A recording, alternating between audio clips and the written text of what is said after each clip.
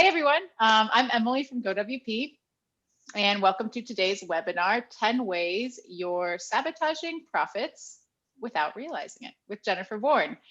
This was a topic that we actually posed to the Niche Agency Owners Facebook group and let you all choose what you wanted to discuss today with Jennifer, so I'm really excited to dig into it. This was, there were votes for both of them, but this was, it had a big lead, so I think we've got some folks really wanting to find out about this.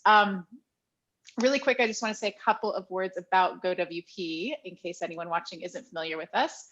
At GoWP, we are a team that's devoted to helping agencies grow by providing exceptional outsourced WordPress services. So agencies that partner with GoWP are able to focus on the low touch, high value work that helps them grow because they can depend on GoWP to take care of the high touch, low value work that disrupts their day. So that's, things like maintenance and content edits, all those things coming in from your clients day in, day out, on the weekends, in the middle of the night, all those sorts of things. We have a 24/7 team that takes care of that for you all, and it's all purely white label, fully white labeled. So your clients, that gets you doing all of the work. So it's great.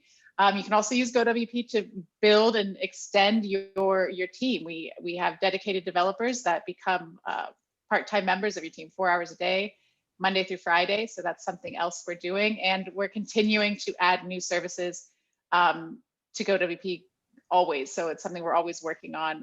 And I'd love to talk more about it. So if you have any questions about how GoWP can partner with your agency to help you grow, reach out, send me a message, reach out to our team at GoWP.com. We've got a chat bot there, a little, not really a bot, I guess, but that goes straight to our team. So we'll get in touch with you.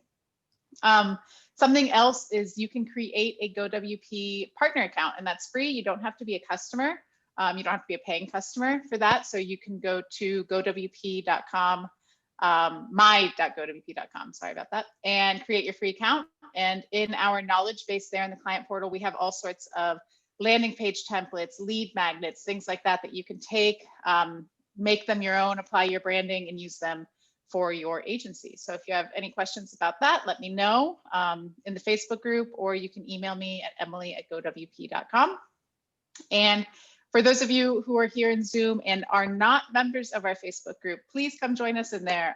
It's a great place. We have tons of engagement. We're always talking about ways to grow your agency, different tools, different services, different things you can do. And just the members of the group are fantastic. Overall, it's my favorite place to hang out. And we have a happiness hour call every Friday. So lots of fun stuff going on in there. So if you haven't taken the time to join, please do. We'd love to have you. And then a few notes regarding the webinar. So those of you here in the Zoom webinar, just use the chat and we'll get those questions to Jennifer probably at the end, but if there's something that just can't wait, we can try and squeeze that in too, but we're gonna try and wait till the end for Q&A. And if you're watching on Facebook, just throw them in the comments and same thing, I'll get them to Jennifer at the end. So that's that. Let's get to why we're here today. So that would be Jennifer. Jennifer Bourn helps small businesses build brands, create content, and grow profitable online platforms.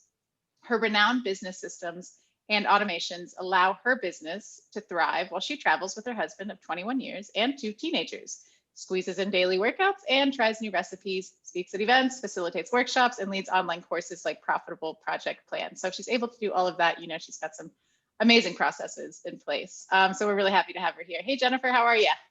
I'm good. Thanks for having me. Yeah, thanks for being here. I will go ahead and let you take over. I'm going to mute myself and turn off my video so folks can focus on the presentation, and I'll chime in as needed, but take it away. That sounds great. Well, we are here on a Tuesday here on the Pacific Coast. It's early morning, so a great way to kick off our Tuesday, I think, talking about profitability. Everything that we do in client services needs to tie back to profitability. Otherwise, what's the point, right? We might be helping people, but I'm pretty sure that nobody went into business to be broke or to be barely making ends meet, living invoice to invoice, paycheck to paycheck, payment to payment. So we want to make sure that we're not letting profitability leak out of our business. And that's what we're here to talk about today. So I'm going to share my screen with you, and we are going to dive right into some slides. And I've got 10 money leaks we're going to run through today. Actually, I've got 11 because there's a bonus one in there for you. So let's take a look at the slides and let's start running through these. Again, we're looking at 10 ways you're sabotaging your profits without even knowing it. Because here's the thing. Most of the time, you're so busy running your business and doing everything that you need to do on a daily basis that sometimes things tend to slip through the cracks. And they slip through the cracks when we're busy chasing down fires, when we're busy following up with clients, when we're busy doing all of the things we need to do to keep our clients happy and our businesses running. So the very first one that we want to be paying attention to is inaccurate estimating. And this is one of the easiest things that you can correct, right? The first way is inaccurate estimating because there are two problems we're going to cover. One, you're not doing enough discovery. Very few people that I talk to actually do enough discovery to understand the real scope of work or the full scope of work, to peel back some of those layers to find out the things that sometimes only show up until it's too late, and accounting for only the exact work that you're doing. We have this conversation every time I run my program Profitable Project Plan about what should you be charging for? What don't you charge for? Some people charge for PM, some people don't. Some people charge for account management, some people don't. What should you be charging for? The bottom line is that during discovery, you have to find out what the client needs, not just right now, but you have to look at what their vision is for the future. Right? If all you do is look at what the client says they need at this very moment, you're setting yourself up for having some problems down the road. The goal is to create a website that works for the client now and can grow with the client as they continue to grow and move down their journey of growing their own business. And here's the thing. More work needs to be billed for than just the scope of work itself. We need to be billing for project management, task management, documentation, internal communication between your team. Right? If you have a team of people, there are conversations going on between project managers and designers and developers. And there are all of these things going on that need to be accounted for, time tracked, and billed.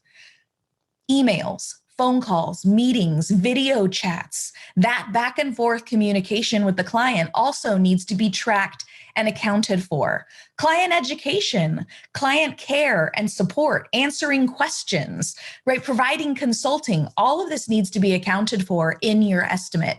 You may not provide these as line item billing, right? You may not have a line for project management and have that. Some agencies do, some agencies don't. But even if you don't have that line item in there, you need to account for that in your hourly rate so that you're building out your estimates to cover the real amount of time you're spending on projects, not the time that you just see easily when you look back at what did we do on this project? How long did the work actually take us? Then here's the thing. The fix include everything, right? Estimates have to account for all the work and the deliverables. It has to include project management time.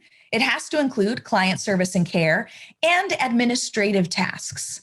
And you have to realize time is time, right? It doesn't matter what you're doing. If you're focused on a client project, that is time that is going into that project. And if you're not accounting for that time, you're not being honest with yourself. And that may be why what you're billing isn't aligned with the income that you're earning. Now, here's the thing. Sometimes you're going to track every single thing related to that project. Some of it may be for internal purposes and not billable, right? Some of it may be to help you understand what's going on with your team members, what's going on with your projects so that you can accurately estimate in the future. Time tracking is one of the best things that you can do for your profitability because it gives you a source of truth that's not based on assumptions, that's not based on a warped view of reality or a biased view of reality. It is, I did this work and I spent this time, right? Tracking time makes it a lot easier to understand the truth about how long things take, about what toll projects have on your team, on your workflow, on your scheduling, right? And it helps you evaluate profitability. Now, the next place that we see money leaking out of businesses is using the wrong rate. And this ties perfectly back into the workshop that we did back in December on defining that minimum viable hourly rate. Now, the problem is that we're not accounting necessarily for all expenses and costs of doing business when we decide what our hourly rate is. I talk to a lot of freelancers who determine their hourly rate by asking somebody else what they charge, or finding out, what does this other agency charge? I'll charge the same as them. Or saying, well, I think this is going to take me about 8 hours. Like, that's what I'm going to bill. Right? But the wrong minimum hourly rate sabotages your profit margins, right? It sabotages your ability to reinvest back into your business. When you're calculating the price of a project, you have to know what that minimum acceptable hourly rate is, the smallest amount you can earn per hour to cover all of your expenses, your salary, and your profits. If you didn't go to that workshop that we did in December, definitely go back and revisit that, because it walks you through the process of defining that minimum hourly rate. Because here's the thing. If you don't have an accurate minimum rate, you're sabotaging your earnings potential because you may not be charging enough. So when you're calculating, if you say this project is going to take me 80 hours, when you're calculating the price of what that 80 hours is against an inaccurate hourly rate, then you're setting yourself up for profitability problems down the road. This is why effort expended, again, sometimes doesn't align with income coming in. Why sometimes you might be thinking, I'm working really, really hard. I should be making more money, right? I'm putting in all the hours. How come my income doesn't match? The fix is making sure that you get that math right, using effective, fair pricing. So taking all of your expenses, all of the salaries, and all of the profit that you want to earn for your business into account, and then creating a rate card. In the packaging and pricing mini course that I include in my Profitable Project Plan program, we talk about why a rate card is so important. And the idea with a rate card is, once you know what your minimum viable hourly rate is, then you look at all the common tasks that you do repeatedly in your business, creating a custom post type, building out a certain feature, whatever it might be. Look at all the time tracking records that you have. What is the average number of hours that takes you? Looking at your minimum viable hourly rate, what is the minimum you can charge for that particular feature, right? Put that in your rate card. When you have a rate card, anyone in your business can estimate accurately.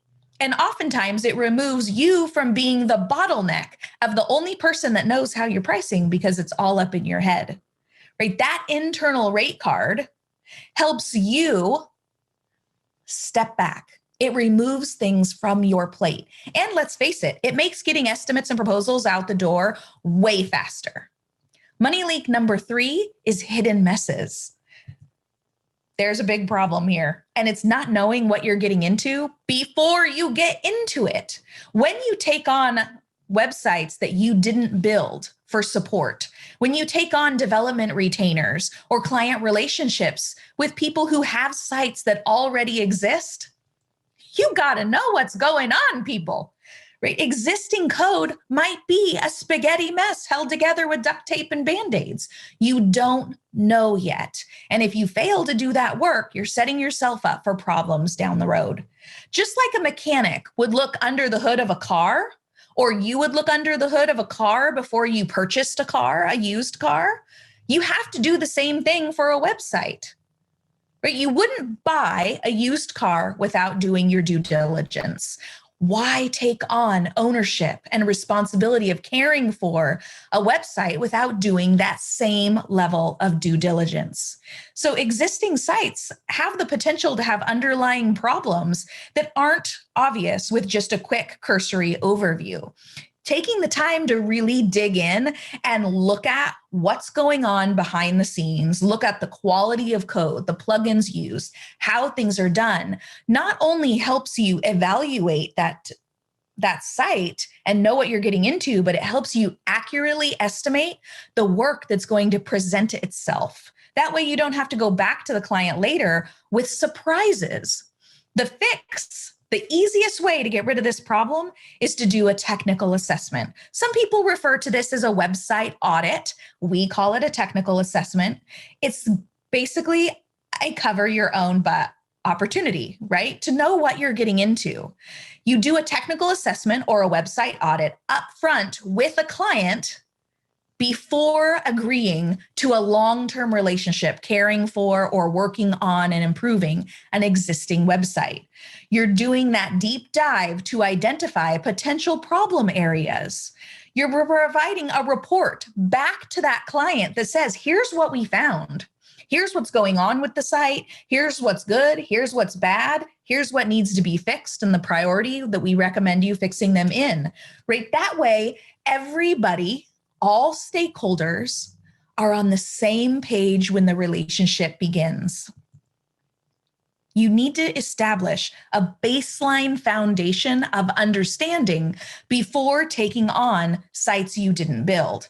It protects you from surprises, and it protects you from having to surprise the client with unexpected invoicing, right? Unexpected things that they're going to have to pay for to fix, right? These technical assessments up front are, for me, a gateway or a prerequisite to then signing a development retainer, to signing a long-term support plan or content support plan, right? Because I have to know what's going on, and I want my client to know what's going on as well.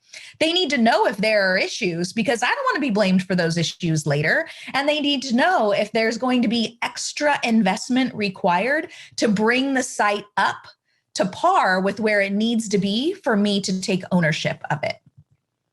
Money leak number 4 is a siloed design process. Design is one of the areas where there's the absolute most collaboration and interaction with clients. But the problem is that too many designers do too much work without ever getting the client involved. And what happens is you go too far in one direction. It also means that a lot of designers do all this work and then say, here, look at the design. Tell me what you think. But they're not explaining the design thinking that went in to all of that work. So what this is doing, what a siloed design process does, is it introduces erosion of your hourly rate. And that is the last thing that you want. If you're shooting for a target hourly rate of, let's say, $150 an hour, the last thing you want is design to get a little out of control and that hourly rate start dropping to 125 or 100 or even 75, or sometimes I've seen it less, right? Nobody wants that. Designers oftentimes feel like design has to be perfect, like it has to be complete before the client sees anything. But when too much work is done without the client ever getting involved, time is wasted going down these rabbit holes that may never pan out. Clients aren't equipped to be left on their own to figure out, evaluate, and provide smart feedback on design. They're not designers. They weren't trained to give critiques. They may not have a strategic eye. They don't necessarily know what to look for or how to evaluate a design. So the fix is getting the client involved in the design process as early as possible. All of us here, I'm pretty sure, want to do amazing work that clients love, want to get paid really well for that work, and want to work the fewest number of hours for that pay. We can make sure that that happens when we rein in the design process. So during design, you get the client involved as much as possible, as early as possible, get feedback early in the process, and present and explain your work every time that you're giving them that work, right? By including the client in the process, you're giving them opportunities to give you data, right? You're giving them opportunities to provide feedback, to make revisions, to iterate, to tweak, and to work toward that final.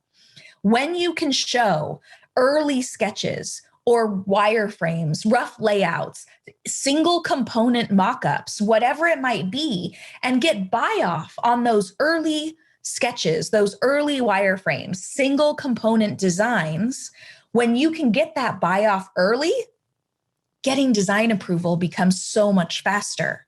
In the process that I use, I show the clients the homepage first. It's the first thing that they see, and that's the only thing that they see. And we work until we get design approval on the homepage because everything else just falls into place after that with little to no revisions at all. With this approach, it also helps me get design approval much, much faster than I ever did before, which means fewer hours spent on design and a higher hourly rate. The key is presenting your design concepts and explaining the design thinking and the strategy behind your work. No more sending clients design drafts and saying, hey, here are those design drafts. Take a look and let me know what you think. I look forward to your feedback. No more of that. Instead, when you explain why you made something the color it did, why you made something the size it is, why you positioned something in a certain place, why the design structure is done a certain way, the client can understand the reasoning behind those decisions. And when they understand that reasoning, they trust the decisions you're making more. They stop second guessing. They stop micromanaging. Because when they start questioning things, when they start second guessing, when they start micromanaging, it's because they're unsure why things are done a certain way. When clients request crazy revisions, sometimes it's just because they aren't sure why it was done that way. So why not do it a different way? Putting in a little bit of effort to explain the strategy behind the design reduces the number of revisions that you'll have. And when you can get design approval faster with less revisions, again, you're maintaining that high hourly rate that you want to be charging. You're maintaining your profitability. If you fail to have control, right, over the design process, all of a sudden that hourly rate again starts to erode. So that leads us to the fifth money leak that we often see, and that's bad revision management. The problem here is poor communication, having a reactive approach instead of a proactive approach, and not using change orders for changes to the scope of work or new additions to the scope of work. Scope creep is the frustration shared by pretty much every service provider I know, but it's especially hated by designers and developers. It's often blamed on the client. My client is making terrible decisions. My client is requesting awful changes, right? My client is out of control. My client is taking advantage. My client is asking for things that are outside, right? We have all these things we like to push on our clients and say we have bad clients.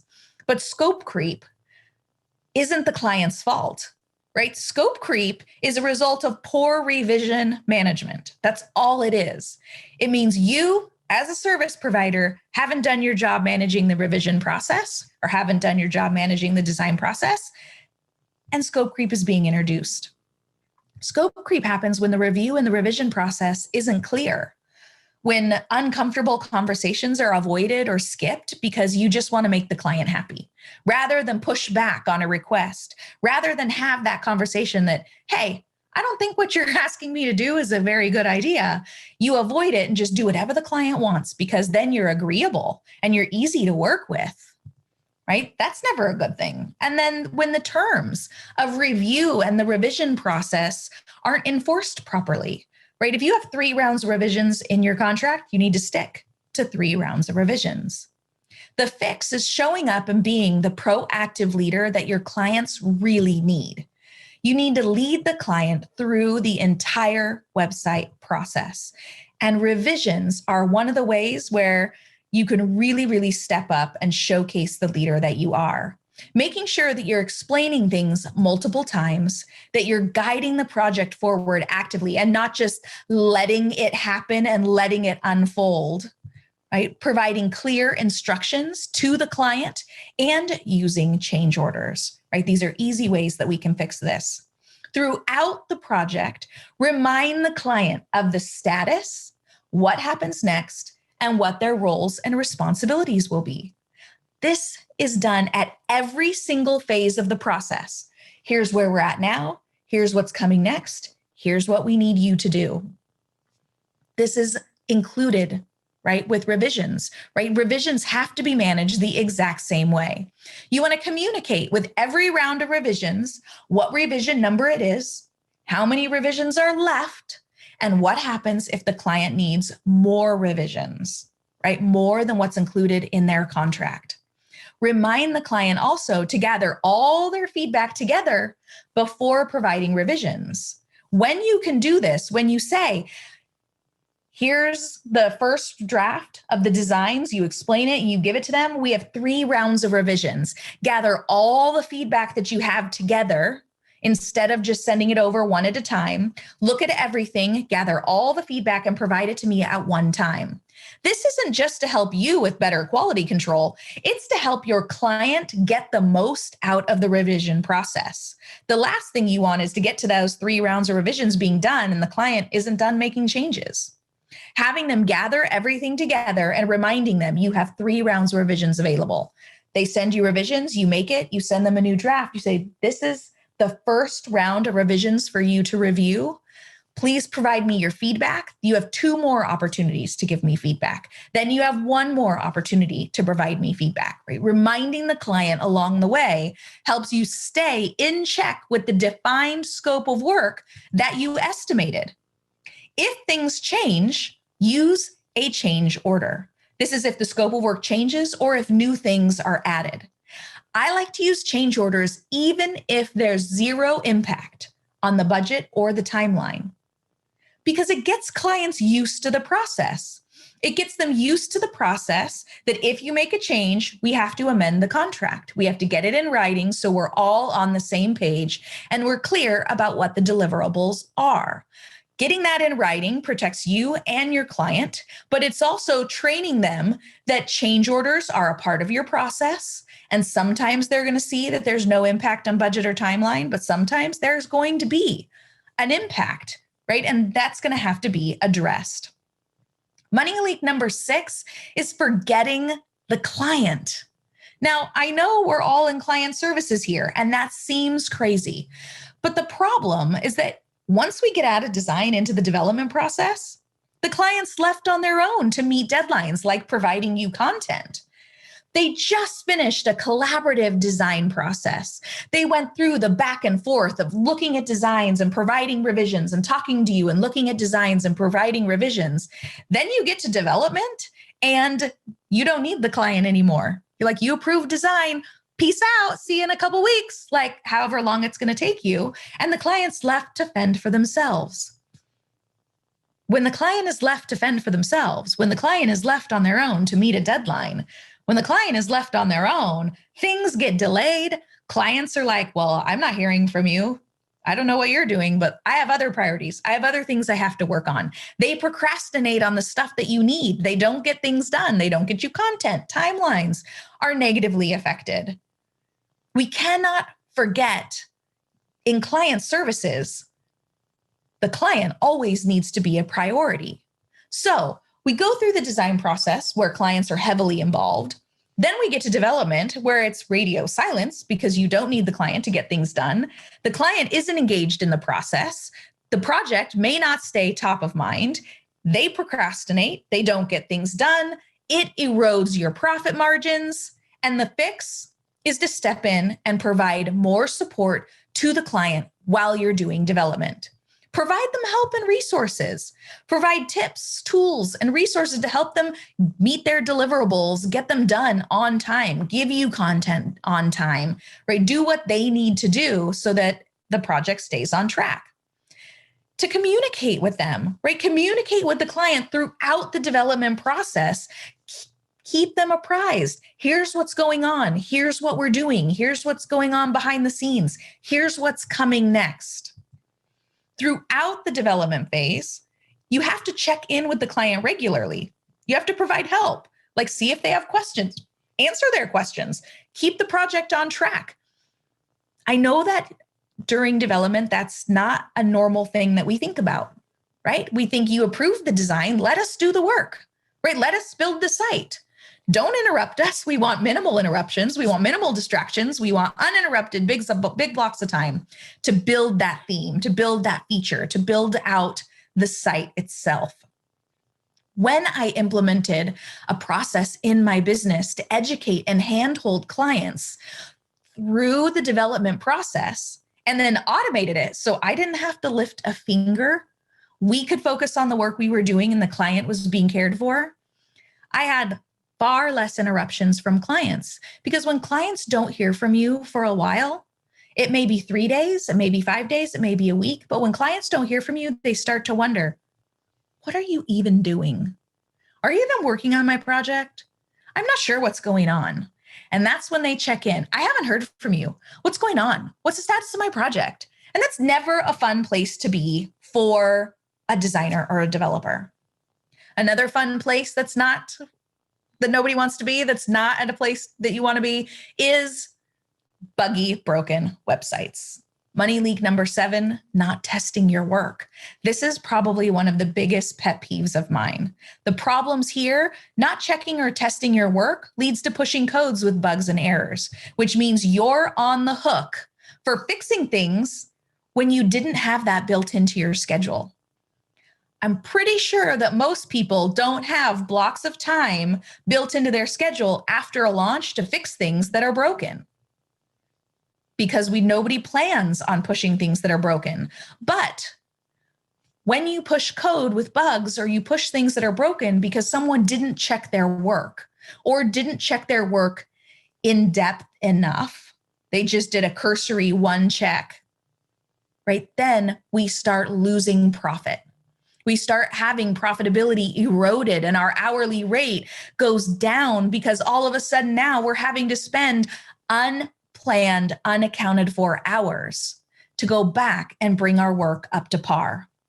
Now, most people overestimate how much they can get done, and they underestimate how long it actually takes to get the work done. This causes low estimates, not enough margin, and it can lead to rushed, careless work. Most of us have more on our plate than we can get done in a day, especially if you are a freelancer. When you are rushing from project to project, you're rushing to meet deadlines, you are constantly playing catch up. Testing often falls by the wayside, or it gets done in a half-baked approach. To meet all deadlines and salvage effective hourly rates, right? Then we start rushing, right? We rush through, we push code, we don't test. Then websites are launched with obvious errors and bugs. It makes it obvious you didn't test your work. Clients aren't happy, you're frustrated, your profit margins are going down, clients have a site that is buggy. This negative client experience can tarnish the client experience. It can hurt an otherwise great project. If not handled well, it can eliminate profits, right? I have seen projects that have high profitability get pushed with bugs or code, and then have the work that goes into fixing it erodes all profitability. And then you might not as well have even done the project in the first place. It frustrates the client, and then it makes asking for future work, testimonials, having the client involved in case studies, asking for referrals. It makes all of that uncomfortable and awkward. The last thing agencies want is, after spending 3 months, 6 months, 9 months, even a year working with a client to push out a site, to say, this didn't go good. The client isn't happy. I'm not going to reach out about that testimonial. I'm not going to reach out about doing a case study. I'm not going to reach out about more work together yet. Let's maybe let some time pass and see how it goes. That's not a place anybody wants to be. So the fix, make sure all work is being checked. Build QA into your process and build more margin into your process. Make sure that when you are scheduling out your workflow, when you are structuring an estimate, QA is included in the estimate, that you build in time and you build an investment to properly test, to test in multiple browsers, to test in multiple environments, to test in multiple devices.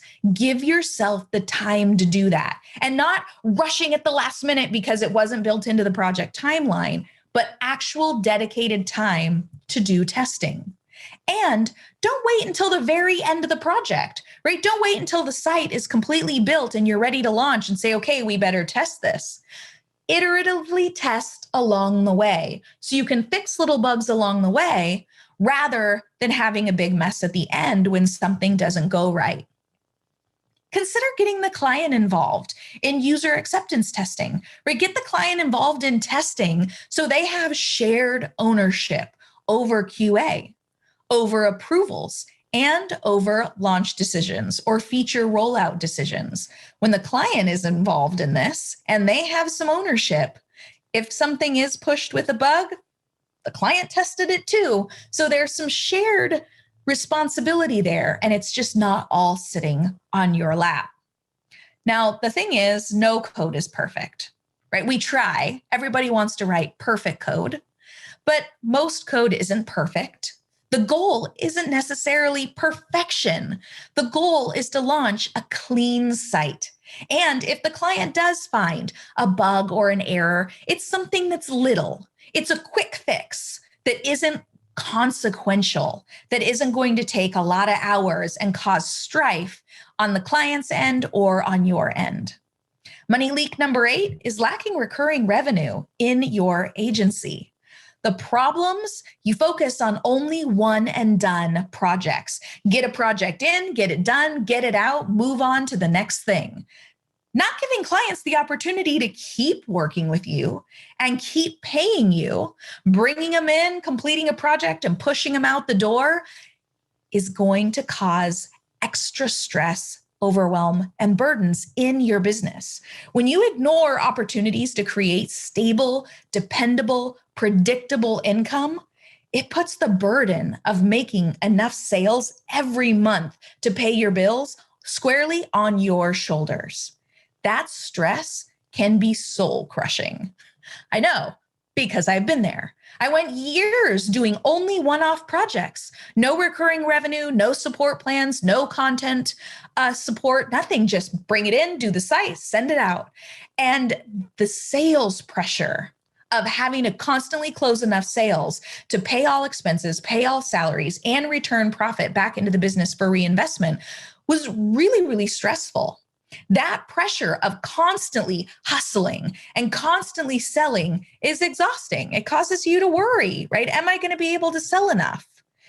And then the other problem is that if business slows down, there's nothing in place to pick up the slack, right? If that sales pipeline for your one-off project slows down and you don't have work to fill that gap, what are you going to do? Right? Recurring revenue, having another income stream means something else can hold you up if that pipeline slows down. The easiest fix for agencies is support services. If you don't have support services or you're not already working with GoWP to take care of all of those support services for you, this is the quick fix, right? This is the quick fix, diversifying your income stream to create reliable recurring revenue reduces the pressure to generate constant one-off website project sales because you know you have that baseline of income coming in. Recurring revenue establishes an opportunity to plan for the future. It gives you that foundation. You know, no matter what, you have a certain foundation of income coming in. With that knowledge, you can take that money and reinvest it into your business. You know if you have enough recurring revenue to bring on another team member. You know if you have enough recurring revenue to sign that contract for that dedicated developer or to sign that white label contract for GoWP to do support for you. The idea with bringing clients into recurring revenue or retainer relationships is getting that yes and incentivizing it if you need to, right? Prove that value, prove that you can support those clients, Prove that you can be there to help them achieve their goals, and they will happily continue to pay you month over month over month. And if you need to incentivize it up front with maybe a little discount or dangle a carrot to get them to say yes, know that you can always raise your rates later. Just because somebody signs on for a support plan with you at one price now doesn't mean that in a year you can't raise that rate, right? Or even in 6 months, raise that rate. If clients see the value that you're delivering, they will pay. Money leak number 9 is in ignoring FOMO, fear of missing out. Here's the problem. When things are out of sight, out of mind, it works to your disadvantage. And the I don't care until it affects me mindset also blocks your ability to make new sales.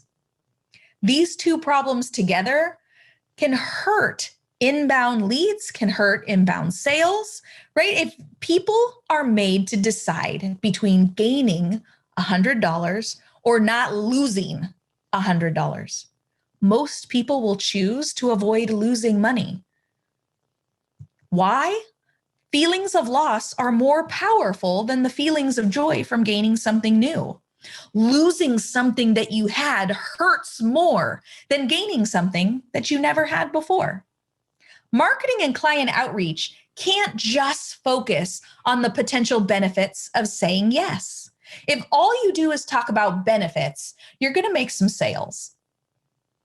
But if you pair the benefits with the risks associated with a no, with what the client might lose out on, what they might miss, what they might have to deal with if they don't say yes, those two things together can be incredibly powerful.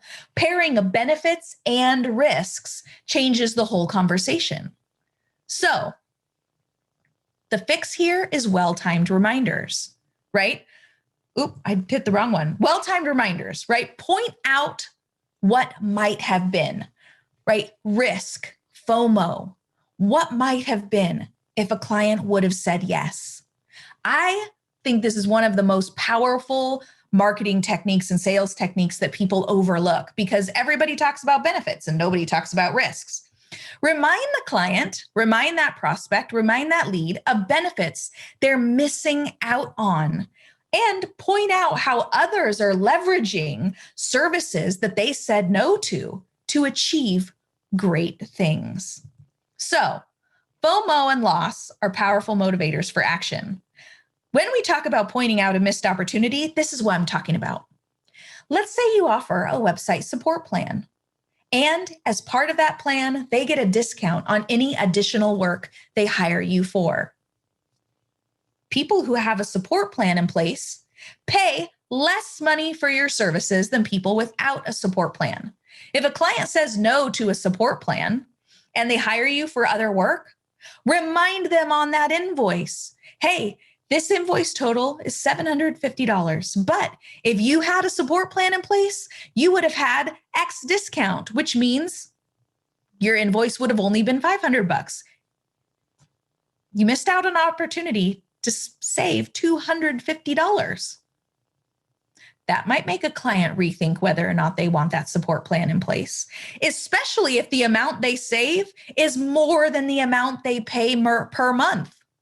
If you send a client an invoice that says, hey, here's an invoice for $1,000. By the way, if you had a support plan in place, you would have benefited from this savings and your invoice would have only been $750 a month or $750.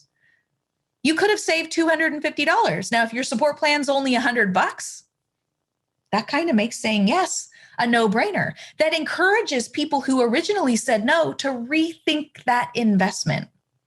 When I do this in my invoices, I always get clients that reach out and say, okay, maybe we should talk about that support plan because I do have all these little red dots that say I have updates in the back end of my WordPress site.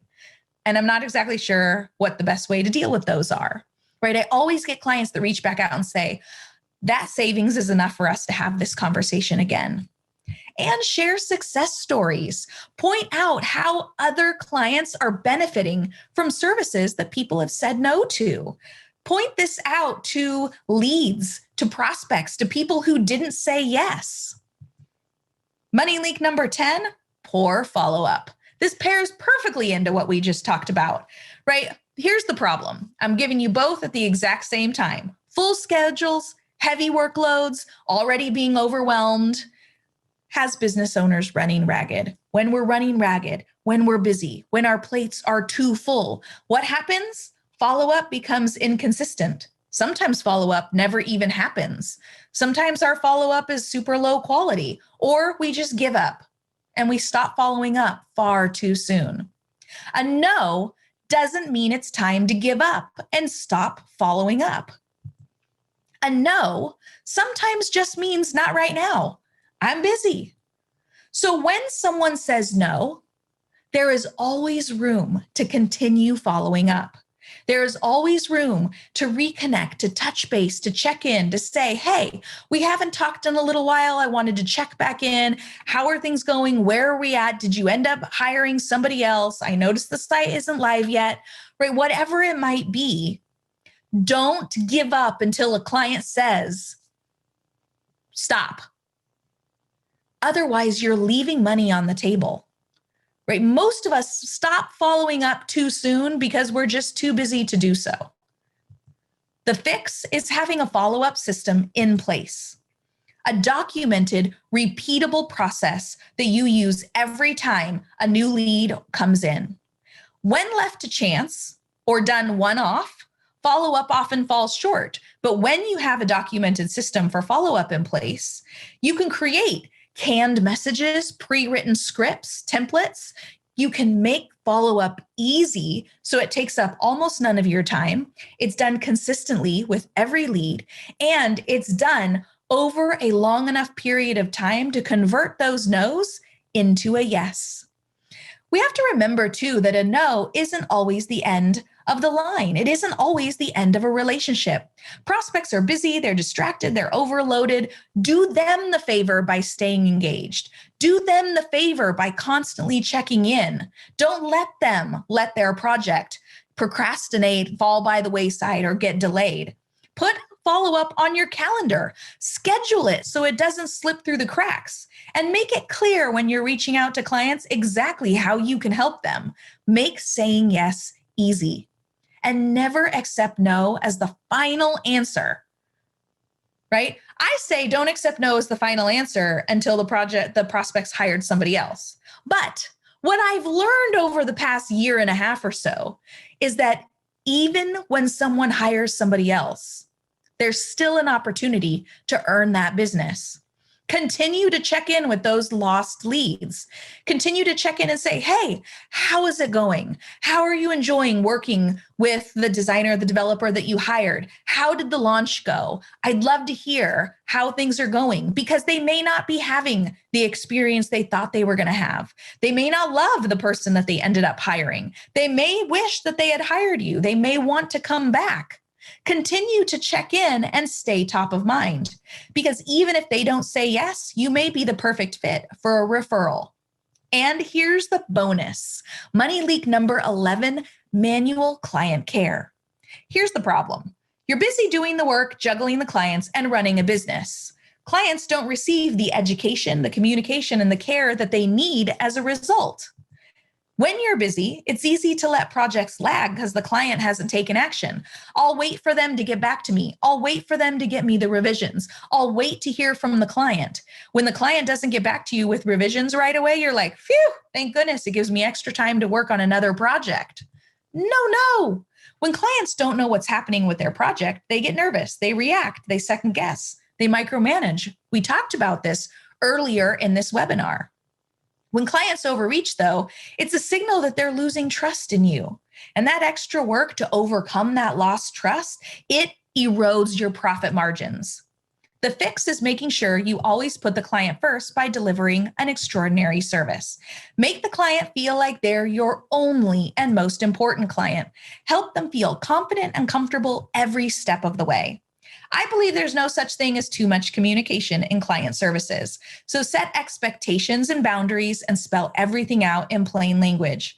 Keep the client updated always on where the project's at, what's coming next, and what you need from them. Make sure the client knows exactly what they have to do.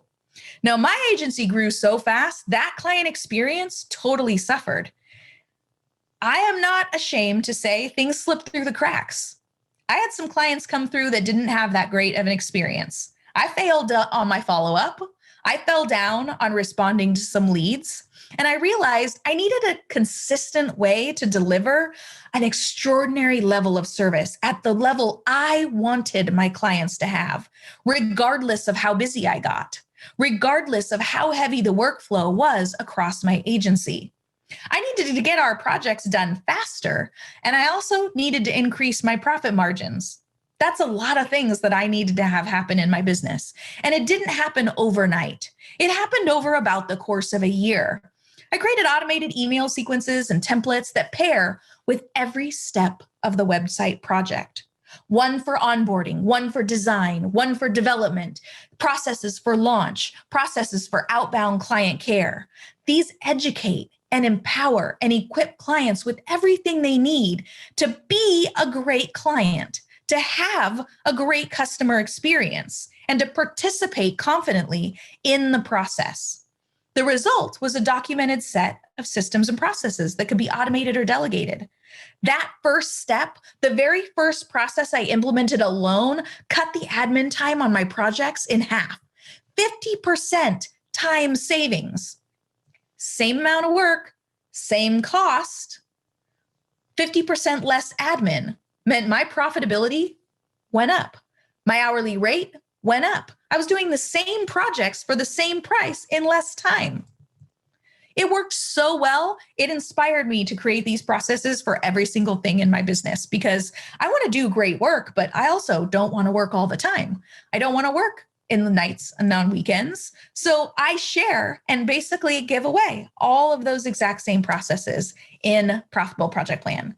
It's a 10-month online program that I run, but it solves these money leaks. Every money leak that we've talked about today, every way that we're letting money fall out of our business, that we're losing out on leads, that we're losing out on sales, that we're eroding our profit margins, gets solved through systems and processes. You can create them all yourself, but you can also skip all the trial and error and the hard work, and you can just have mine.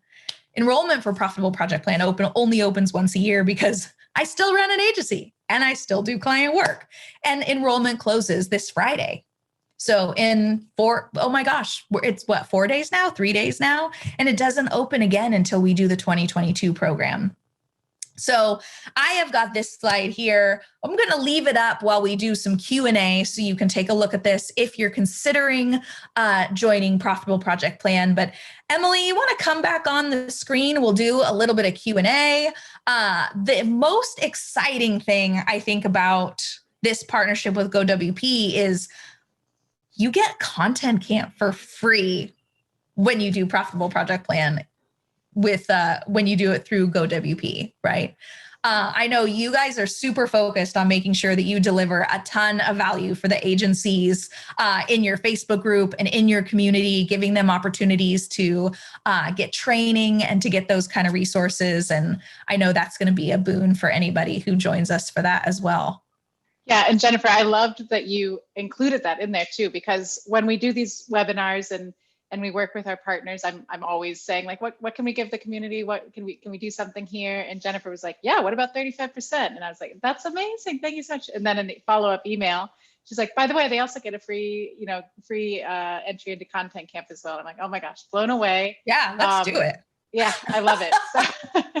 So that's fantastic. I posted links and that information both here in the Zoom chat and in the Facebook group there. So you can find it, and I'll put it in the follow-up email as well for all of the people who have registered and go on to check it out some more. Perfect. But thank you so much. There was so much great information in that webinar, Jennifer. So I'm not sure where to begin. We have a ton of comments happening over on Facebook. So I will say, go check that out. Nice, I'll have to check those out. Yeah, so lots of good engagement there. Just people saying like, I need to do this, or, oh, I just started doing this. It's had a huge impact, or that's something I'm getting ready to work on. And just lots of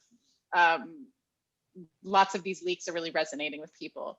That's awesome. I've been really inspired, I think, by the amount of business owners, by agency owners, freelancers that are using kind of this time where we've been stuck at home to really look at their business and start evaluating, where can I do better business, right? Where can I improve things and tweak things so that I am doing work that I like, I'm not working around the clock, and my clients are really happy. Absolutely. And it sounds like that's what people are doing. And especially with the new year, and people are ready to, identify these pain points and fix them. One comment that stuck out to me was Michael mentioned that testing and QA are the first things dropped from most projects because of deadlines and budget. And that was something that you touched on there.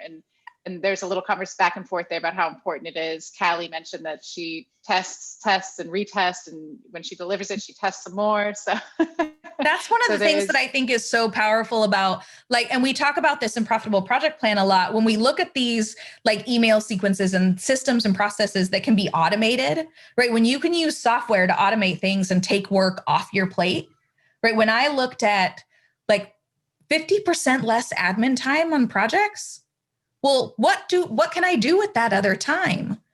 Well, I have time for QA and proper QA and testing, right? I have time to go back and do more work in strategy or discovery or research and really do proper research, right? So you have more time to look at. Now, if I'm going to reduce my admin time, where do my projects kind of fall down, and where can I make other improvements along the way? Absolutely. And I think something else that you touched on a lot that really resonated with folks is the need to communicate all of these things with the client, communicate your value, and communicate all of this work that you are doing, that they have, it's not because they don't care, but they don't know what they don't know. And that was something that there was quite a conversation about that in the Facebook group as well. The importance of education and the importance of communication, and folks saying that they do a weekly email and they need to start doing a weekly email, or those sorts of things. And Beth shared also a great link to something from Nathan Ingram about a Friday email. So there's a link there too for some processes that people have done. There's one question here: is the Profitable Project Plan just for designers or also for developers and marketing agencies? It is for, well, I'm a designer by trade. So I happen to talk to, designers, but we've got people who are only they're freelance developers. They only do development. We've got people who are freelance designers and only do design. I've got people who do both, agencies. We've got employees from very large agencies down to owners of micro agencies. I have virtual assistants, marketing companies, all different kinds of people sign up. The program is designed for people who are selling websites, right? It's people who are selling websites, regardless of whether you're a designer, a developer. But I thought it was brilliant. We've had several virtual assistants sign up and go through over the years. And their thought was, they're often the go-between. They're the person implementing on behalf of the client. They're like, I work with designers and developers to build websites for my clients. I'm often the person in charge of getting the content together. I'm often the person in charge of doing these things. So I'm going to sign up for this program and learn how I can better facilitate the process for my client, and then also work better with designers and developers. And I'm like, that's pretty much the smartest thing that I've heard. That's very smart. And I'll just say that Michael over on Facebook said that the Profitable Project Plan is one of the best investments you will make into your business. So you've got a vote of confidence right there. You love that. Yeah, we do. Okay, so fantastic. So just to remind everybody, Profitable Project Plan closes on Friday, right? So if they do want to take advantage of this discount, they've got this week to do it. And then if not, they'll have to wait till next year. Yeah, next year. I only do the open and close enrollment once a year because I have regular client work, and launches and having things open for sale, it takes a lot of your time. So I'm promise my clients, I'm only do this once a year. That's amazing. I don't think we have any other questions really. I would just say, go check out the conversation we had over on Facebook. Sean is saying, can you speak to the alumni feature? Oh, yes. The alumni feature of the Profitable Project Plan. Sure. So that's a good question, and one I almost never talk about. But Profitable Project Plan comes with lifetime access. Lifetime access to me means you pay once and you get all the things forever. So alumni, for example, this year, people that have taken Profitable Project Plan, they've gone through in 2018, 2019, 2020, 2017. They got the option to say, I want to continue along with alumni access. I want access to every single thing in the program, even all the new stuff, but I don't want to get all your emails, right? I just want to have access, be in the Facebook group, be in the stuff. Or they have the ability to say, I want to take it again as if I'm a brand new person. I want all the emails. I want all the things. I want to show up as if I've never taken it before. And they can do that. So we have alumni who are back for their second year or their third year going through, and they just pay attention to different things, right? Whatever they want to work on or whatever their priorities are in their business for that year, because we set different goals for different years. But it's nice because we added some new things to Profitable Project Plan this year. Monthly hot seats, 3-hour dedicated group work sessions, monthly challenges to drum up business and get clients through the Facebook group. And all alumni automatically get access and get to participate in all of those as well. So it's fun to see people coming back year after year and watching their business grow as they implement different pieces and parts and work on different things every year. But yeah, lifetime access. You can come back and come back and come back and come back. That's amazing. And Sean did say, he said it's a Yeah. huge benefit to the course because you can get a refresher on the course to fine tune your process for your business. So yeah, that's amazing. I'm glad he brought that up because I was not aware of that either. So that was great to highlight that. One other question, somebody who's watching on mobile, is there a breakdown of all the sequences for sale? It's just the one course, right? It's not broken into anything else. It's just jenniferbourn.com/profitable project plan. You can find everything that's included, the whole curriculum, all 35 training lessons.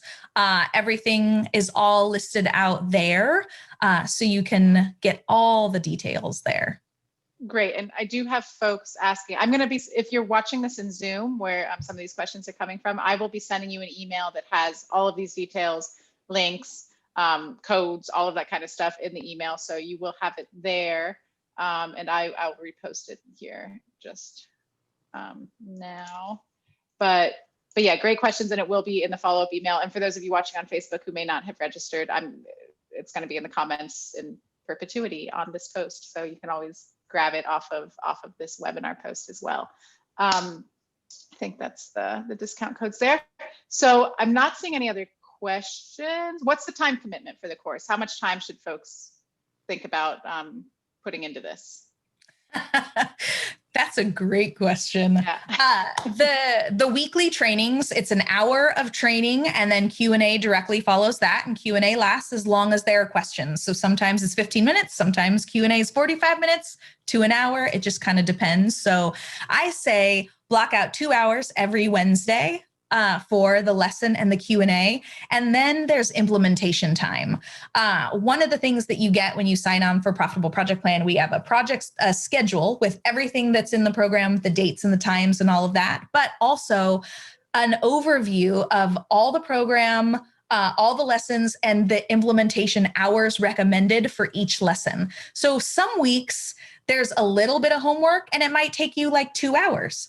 Other weeks, there's a lot of homework and it might take you like 8 hours, but you get a PDF up front that has all 35 lessons in it. And it tells you what you'll get out of it, what your goals should be, a little checklist of things that you want to walk away from that with, how many hours you should dedicate to implementation, and walks you through all of that at the very beginning. But it does kind of vary based on what the topic is and what the homework is.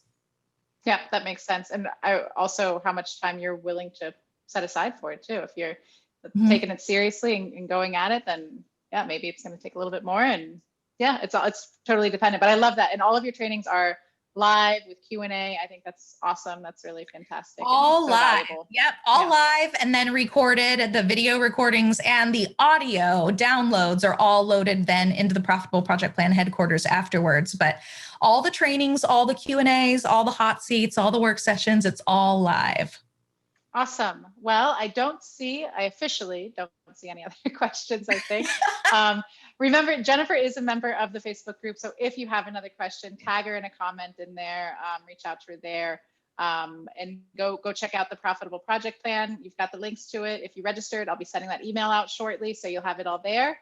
And thank you so much for this, Jennifer. This has been eye-opening and really a great webinar. I had a great time. Thanks for having me. Yeah, of course. I'm sure we'll have you back soon. Thank you, everybody, for watching, and we'll see you at the next one. Bye.